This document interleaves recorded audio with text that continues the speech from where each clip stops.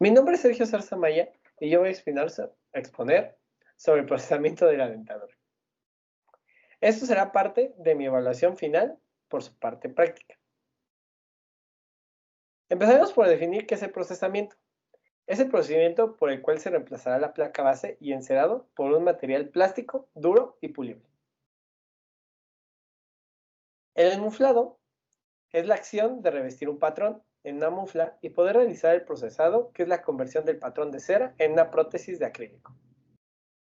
El material que ocuparemos para esta práctica será mufla de metal, vaselina, yeso tipo 2, modelos de yeso con sus bases y dientes, separador yeso acrílico termocurable color rosa y papel celofán. Las características de una mufla son las siguientes. Esta es un recipiente que está normalmente seccionado, destinado a contener un modelo con el cual se conformará y procesará una prótesis dental de polímero. Las muflas pueden ser con tornillos o sin tornillos. Debemos usar muflas que tengan excelente ajuste. Deben estar hechas de un material que aguante altas temperaturas y esta constará de tres partes. Una parte inferior con tapa en la base, una parte media y una tapa. Ahora vamos a hablar sobre el silicón por condensación para laboratorio. Sus características físicas son que tiene buena presentación, alta reproducción a los detalles, ninguna deformación en la mufla, es resistente a la rotura y es resistente a temperaturas muy altas. Sus áreas de aplicación en el laboratorio son para máscaras de control de los modelados diagnósticos de cera, máscaras para la recolección de elementos en la técnica de prótesis combinada y móvil, modelos para reparación simple y compleja, máscaras gingivales, registros oclusales, técnica de modelado y aislamiento y protección de los dientes en la mufla. Sus marcas comerciales pueden ser Z-Labor de Cermak, Labor Más de Ritinium Group y Edge Labor de MC Dental. Los beneficios de su aplicación en la prostodoncia total. Puede ser su altísima fluidez inicial, su buena dureza final, su alta reproducción en los detalles, que no tiene ninguna deformación en la mufla, su elevada consistencia plástica, su resistencia al calor y su fácil manipulación. El desencerado. Este consiste en eliminar la cera que reproduce la encía y los flancos para reemplazarlos por el material acrílico. El material que ocuparemos para el desencerado será mufla, agua, olla y prensa. La descripción de la técnica es: se sumerge la mufla en agua hirviendo durante 6 minutos y posteriormente se abren para el desencerado de las dentaduras. Se desechan las bases de acrílico y se termina de desencerar los componentes de la dentadura con agua hirviendo. El objetivo es retirar toda la cera del patrón de yeso para posteriormente colocar el acrílico. El empaquetamiento. Vamos a empezar por las características químicas de la resina acrílica, que son que tiene perlillas de polimetacrilato de metilo, tiene peróxido de benzonio, tiene plastificantes como el eftalato de dibutilo, pigmentos, opacadores y algunos traen fibras orgánicas para imitar capilares. Sus características físicas son estabilidad dimensional, radiopacidad y resistente al impacto y a la abrasión. Los beneficios en su uso son la biocompatibilidad, la fácil manipulación, que pueden ser modeladas de forma compleja, que tienen apariencia natural, no presentan cambios de color ni pigmentación a través del tiempo y son resistentes a la tensión. Las ventajas de los termopolimerizables versus los autopolimerizables son: los termopolimerizables son fácil mezclado y empaquetamiento del material, contracciones del 6% y mayor tiempo de trabajo. Y de los autopolimerizables, que se trabajan fácilmente, que tienen una óptima plastificación y estabilidad de color y perfección adhesiva. La secuencia del empaquetamiento. La manipulación del acrílico se realiza con guantes para evitar cualquier tipo de contaminación. Se aplicarán 2 capas de separador yeso acrílico en todas las partes que tendrán contacto con el acrílico.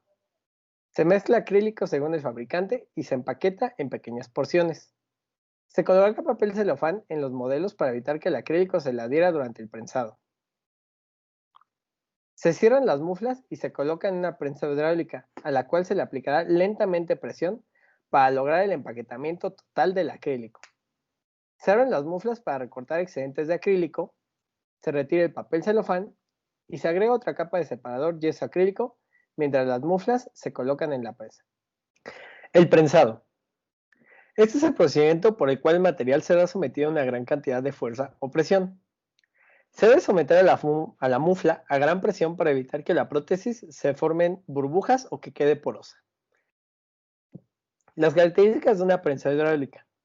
Una prensa hidráulica es un instrumento utilizado en laboratorios de odontología para facilitar la tarea del empaquetamiento de las muflas. Está formada por un sistema de pistones que transformarán pequeñas presiones en grandes. Las libras de presión para el prensado. Primero se aplicarán 1500 libras. Después se pueden aplicar hasta 1000 libras y por último se prensará con hasta 1500 libras de presión. Y a partir de aquí es aconsejable dejar reposar las muflas por media hora. El sistema que ocupamos fue el sistema tradicional. Este es el sistema mediante el cual las muflas serán llevadas con acrílico a un recipiente con agua a la temperatura indicada para que éste inicie el proceso de polimerización. Los materiales que ocupamos fueron muflas, agua y recipiente polimerizador. Las características de la resina acrílica. Tiene la capacidad de ser modeladas de forma compleja con calor y presión, capacidades esenciales y características necesarias para usarlos en la cavidad bucal. Son fáciles de manipular, muestran suficiente translucidez para dar una apariencia natural a los tejidos bucales. No presenta cambio de color ni pigmentación a través del tiempo. El procedimiento es, se retira el papel celofán y se agrega otra capa de separador yeso acrílico. Se cierran las muflas y se coloca en la prensa. Se sumerge la prensa en un recipiente polimerizador con agua. Y se retiran las muflas del agua y se dejan enfriar a temperatura ambiente. Tiempos y temperatura. Existen tres métodos: el método de tiempo largo, el segundo método de tiempo largo y el método de tiempo corto. La diferencia entre el método de tiempo largo y el segundo método de tiempo largo es que en el método de tiempo largo no se deja hervir el agua y en el segundo sí se deja hervir el agua durante una hora. En el método de tiempo corto se mantiene el agua a 74 grados para evitar que el monómero se evapore. Después de ese tiempo se eleva la temperatura a 100 grados y se mantiene así durante una hora para darnos un resultado en 3 horas. Las ventajas y desventajas. Las ventajas es que es un proceso de los más exactos, es un proceso económico y un proceso sencillo en un laboratorio. Y las desventajas son un proceso muy tardado, exige una temperatura constante y exige consumo de gas y electricidad. El desenfrascado. Este es el procedimiento por el cual recuperaremos la prótesis de la mufla. El material que ocuparemos serán un cuchillo de yeso y una cegueta. Primero, recuperaremos el yeso envuelto de las dentaduras.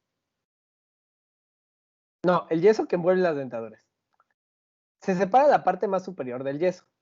Con la cegueta se realizan ranuras alrededor del yeso, cuidando de no tocar ni la dentadura ni los modelos de trabajo. Se fracturará el yeso apoyándose en las ranuras realizadas para recuperar la dentadura y los modelos de manera íntegra. El objetivo es recuperar la prótesis y la base de registro de la mufla, evitando dañar la misma y los modelos de yeso. El remontaje. Este es volver a colocar los modelos en su posición inicial previo al enmuflado en el articulador. El material que ocuparemos será articulador, cera utility para bardear, mechero, pieza de alta, fresa de balón, espátula 7A y papel de articular.